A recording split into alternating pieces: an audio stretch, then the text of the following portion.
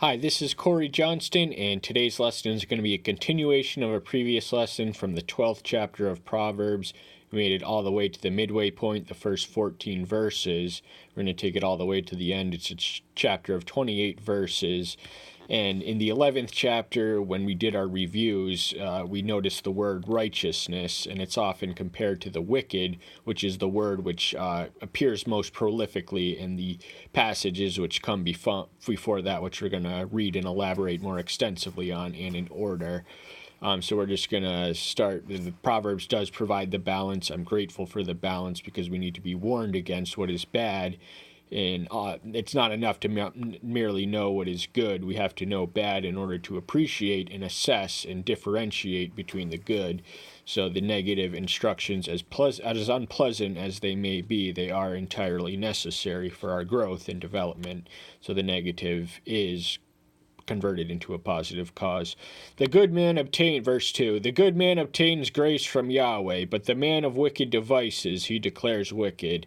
So the wicked are what they are, and who knows it better than the one who made them? And the great unanswered question is, why does wickedness reign in the earth if God created it? And the answer is that he created us all with agency. That's the ability to make moral decisions and choices in your daily life. And the heart, a lot of people think that people are naturally good, but the Bible has a radically different diagnosis. The human heart is described as deceitful and desperately wicked by the prophet Jeremiah. There are men of so what you do is what you are. If you employ wicked devices or deploy them, then that makes you wicked, according to the omniscient one. A man is not established by wickedness, but the root of righteousness shall not be moved. So wickedness is clearly an inferior foundation upon which to build than righteousness. By the contrast, every one of these interesting. We'll save that for last. The thoughts of the righteous are justice. The counsels of the wicked are deceit.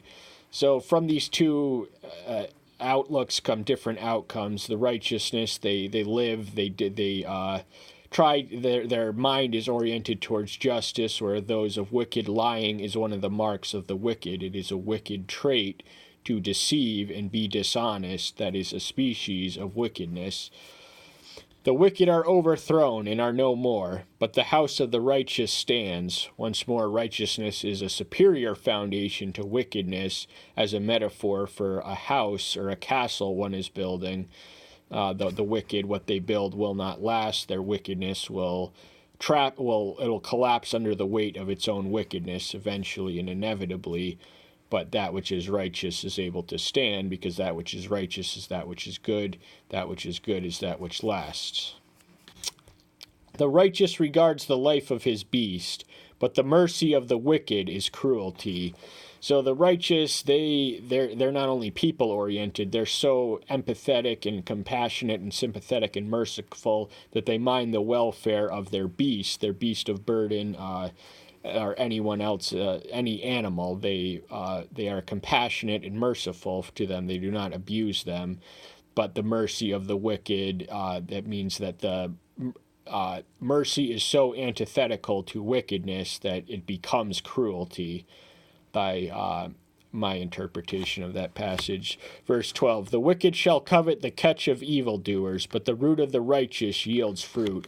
So the wicked are always going for the shortcut. They're always trying to make it big and build off someone else's labors, but the righteous are self-sufficient, they're diligent, they're task-oriented and productive people. And one of the blessings of uprightness in the Old Testament was promised prosperity. And one of the things we noticed about all the ones we reviewed is that every one of them are arranged in what is known as an antithetical juxtaposition. So we frequently compared and contrasted righteousness and wickedness. So a lot of times what we read in Proverbs are things like life and death. It's an opposite compared to another in the same verse.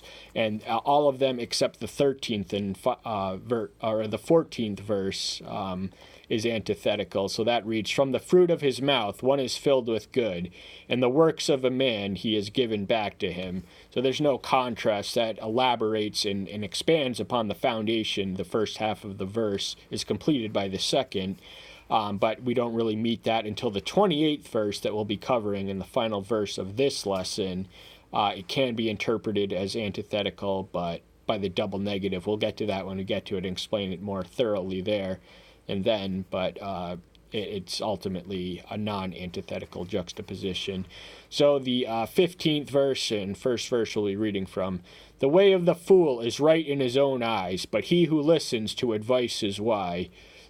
So the fool is a wayward, wandering sheep who is his own master. He's going to do what he thinks is best and what he thinks is right, and it's going to lead to his own death or land him in a ditch. But in his own eyes, he can't foresee the consequences of being foolish. Foolishness cannot detect or discern itself. It is by its very nature incompetent to diagnose its own condition, because foolish people aren't going to have the intellectual aptitude to recognize the fact that they are in fact stupid.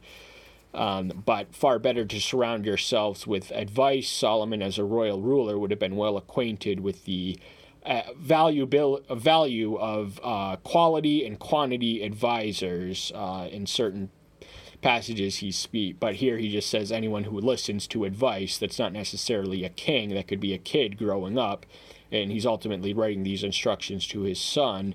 So this is something that, as fathers, we need to impart to our sons, and mothers to our daughters. And any arrangement of the two is good enough for me. "A fool's wrath is known at once, but a clever one covers shame."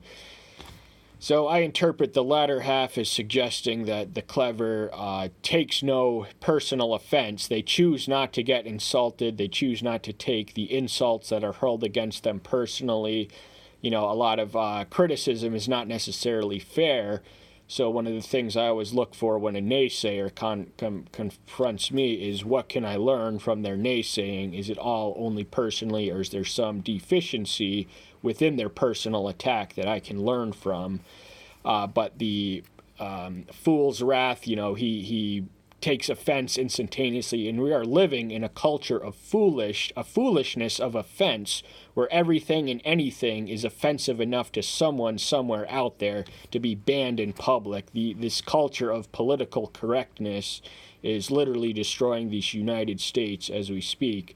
Some think of it as a civilizing factor. I think of it as a cheap substitute of manners for morals. "He who speaks truth declares righteousness, but a false witness defeat." So these are pretty self-evident outcomes from different outlooks. From the righteous outlook, we're going to speak honestly and truthfully and knowledgeably, and we're not going to tell white lies or lie to get ahead, because that would be unrighteous. So we speak in the truth, and we do not camouflage lies as truth. And a false witness, by their very nature and orientation, by their very falseness, they are inclined to deceit, which is the manipulation for an ulterior motive purpose. "Rash speaking is like piercings of a sword, but the tongue of the wise is healing." So there's actually a lot of verses that are going to come up. What we notice here is what begins in chapter 10. Most of the Proverbs, as they are arranged, carry no conceptual connection to its successor or predecessor, but we actually read a dense concentration, not one after the other, and that pertain to the uses and proper priority of knowledge. There's a lot of powers and words, and the art is conversation is really an art, and we can use it for so many things. Words are also weapons that can hurt and destroy. But rash speaking, that has a effect that is comparable to the sting of a sword painting through your flesh. That's how it sounds to the ears.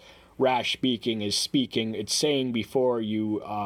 It's saying what you say before you think about what you say, and that is something I personally. I'm not controlled by the habit, but it's something I'm cognizant and aware of. That's something I need to work on. I'm generally more prepared in these lessons than I am in out there in the real world. But the tongue of wise, now words can be weapons or they can be used for healing. A word spoken in haste can be remedied by the right word in the right season at the right time to the right person. Forgiveness requires conversation, and forgiveness is the ultimate aim or most flourishing forum for healing. The lip of truth is established forever, but a lying tongue is but for a moment.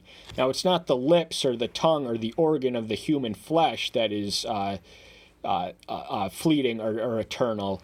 It is the thing which stems from it. So the lips which speak truth, they are connected to, they are speaking, they are emanating that which is eternal. And truth is by its very nature established forever. What is true is always true, will always be true, and has always and only been true, and will always and only be true. So that what is true in this whole concept, this irrational notion of relativity is destroying and confusing, I think, a lot of the academic discourse these days. And lies, that they don't last. They don't build anything. They don't. There's no positive or constructive purpose for them. They're just necessary to the liar to extricate them from a situation or avoid a future predicament. Deceit is in the heart of those who plot evil, but counselors of peace have joy. So the heart determines the motive, the will, the emotions, and the thoughts, the ancients thought. So remember Jeremiah's description of the human heart as deceitful and desperately wicked. So that means we cannot rely on it in itself, but deceit particularly and especially emanates from those who plot evil. Evil requires deceit in order to not only survive and function, but flourish. Evil cannot be accomplished apart from deceit. So besides being evil in itself, it's it is synonymous with evil. But the counselors of peace, by contrast, have joy. They bring joy because they have joy. So what we have is what we bring to others. And if we have joy, we're going to be a joy in someone else's life. We might just make their day, and a little bit like that goes a long way to certain people. Always have peace on your mind, heart, and tongue in healing. And no harm befalls the righteous, but the wicked shall be filled with evil. Now, this is not a universal absolute statement. These are not concrete promises. These are principles. So, in general, no harm will befall the righteous because they don't invite trouble in their life. They're removed from the web of sin, which intermeshes and interwoves until you have this all-consuming entity, but there's such a thing as suffering for doing right, and this is what is expected of us Christians in the new covenant. But the wicked, no matter what, they're going to be filled with evil, because wickedness and evil both emanate from the wicked one and the evil one. So it has a very personal force. These qualities emanate from persons. The righteousness springs from divinity. The unrighteousness and whatever the word was, wickedness and evil, just stem from Satan. Lying lips are an abomination to Yahweh, but those who deal truly are his delight. So abomination is just about the crudest, most vulgar term of derision. It is one that it elicits an almost emotional reaction from a lot of readers. I can only think of a lot of LGBT readers hear their lifestyle described an abomination to Yahweh, and they are instantly and totally repelled from the message, which can transform them into more natural creatures. But those who speak truth and deal truly, if you speak truth, you're not going to have lying lips. You're going to have lips and tongues and teeth of truth, and you will be a delight and a joy and a pleasure in the heavenly esteem. So it's ultimately, in the final analysis, pretty much always and only about him. We should not be man pleasers, but get right with Yahweh first above all else. A clever man is concealing knowledge, but the heart of the fools proclaims foolishness. Now, it's easier to answer why a fool might reacts this way and responds this way and do what they do. Foolishness, by its very nature, is self-advertising. It is loud. It is abrasive. It makes itself known without even knowing how it's making itself known and how it's being interpreted and perceived by others. They just, fools love and bask in attention. That's a foolish peccadillo. But why would a prudent or a clever man conceal knowledge? There are certain gems that are too precious a commodity to waste on the stupid and the foolish, so there's no reason to tell them. We should be honest and open with each other and use our information between intelligent people to enhance and reinforce our own, but we should not waste our gems and our nuggets of wisdom on those who have no aptitude for cultivating wisdom or appreciation for those who pay the price of that cultivation. The hand of the hard worker rules, but the lazy is put to compulsory labor. So the contrast is between the diligent worker. His hand will rule. His hand can be trusted. His hand has been proven in the line of fire in the work that it is called to do. But the lazy, they're going to reduce themselves to compulsory labor. That is a predicament. One could conceivably become a free person, indentured and in bondage through their own laziness, their own poverty-induced laziness. They could, if they neglected to toil their property or their field, they could be reduced to someone else's servant just from their own laziness, and therefore invite harder work. So foolish people do not calculate the consequences in anticipation of living with the bitter consequences. And a lazy person is naturally foolish. They think it's foolish to work hard when you can get away with just taking pleasure and rest and doing whatever you want and not having to do what your boss or whatever task, which is not necessarily pleasant but necessary to make the world run round. But if you're lazy, you're no good to an employer, and you're not going to even make a good slave or a servant. But you'll have no choice but to adapt to the life that you induced yourself into with your own laziness. Anxiety in the heart of men causes depression, but a good word makes him glad. These are pretty self-evident statements. Anxiety is an emotion that is a fear of the future. It's what's going to happen next. Where's my life going? What's my 5-year plan? What's my plan tomorrow? What am I going to do? What's going to happen to me? This dwelling on these thoughts, they come to us all. These are necessary and natural responses to potential future scenarios, but when we dwell on them and are dominated by them and controlled by them and idolize them and obsess over them, then we will be depressed as a reciprocal consequence of dwelling excessively on depression-inducing thoughts. And but a good word makes him glad, and I think Psalm 51, Proverbs 15, somewhere in the 15th chapter of Proverbs, he says, a good word spoken at the right season, how good it feels. It's a paraphrase, but what he says here is much the same thing. Good words make people glad. If you have good news or just a positive disposition, you're going to have the effect of instilling happiness in those you speak to. The righteous is a guide to his neighbor, but the way of the wicked leads them astray. So the righteous knows where they're going, and they exist as a lighthouse to those who don't know where they're going. That the righteous is surrounded by a world which doesn't bask in the light, but they exist as lighthouses in a dark, fallen, and estranged generation to guide them to the way. but the way of the wicked is broad and narrow that leads them astray. It's naturally easier to get lost when you're on a broad road, and that is how the Savior likens the paths to heaven and hell, respectively. In this Sermon of the Mount, Matthew 7, he describes the way to salvation in the 15th verse, I believe, as a straight and narrow. So only a few will have the integrity and endurance to maintain the road, which is straight and narrow.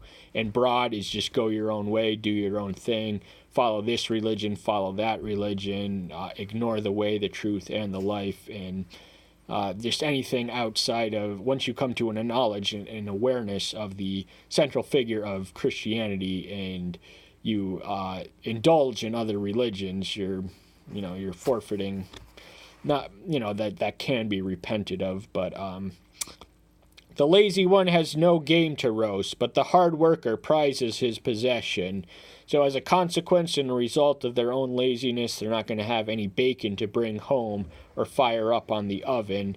They're not going to be fed because they were too lazy to cultivate the labor that was necessary for the production of their own necessities. But the hard worker is going to value his possessions because he worked for them, he earned them, he sweated and toiled for them, and he's not going to treat it trivially because he has a sense of ownership and accompanying sense of righteous entitlement. What does belong to the purchaser does belong to them, and whether they worked hard to get the money or just inherited it or just stole for it, that really makes the difference. And remember, all of these thus far have been arranged antithetically. I'm going to tell you why not long after. I think the 28th and final verse we'll be covering in this lesson is not an antithetical.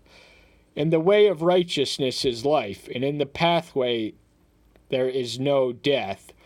So at face value, the contrast of life and death is there, but the way of righteousness is life, and in its pathway there is no death. That's a double negative unto a positive. So by that calculation, it's but the main thing, regardless of my interpretation, which I didn't necessarily do justice, too bad, is the way of righteousness, the way of straight and narrow, is the straight and narrow way of the New Testament is spoken of as the way of righteousness in the Old, and it leads unto life, so it is a wellspring of eternal salvation.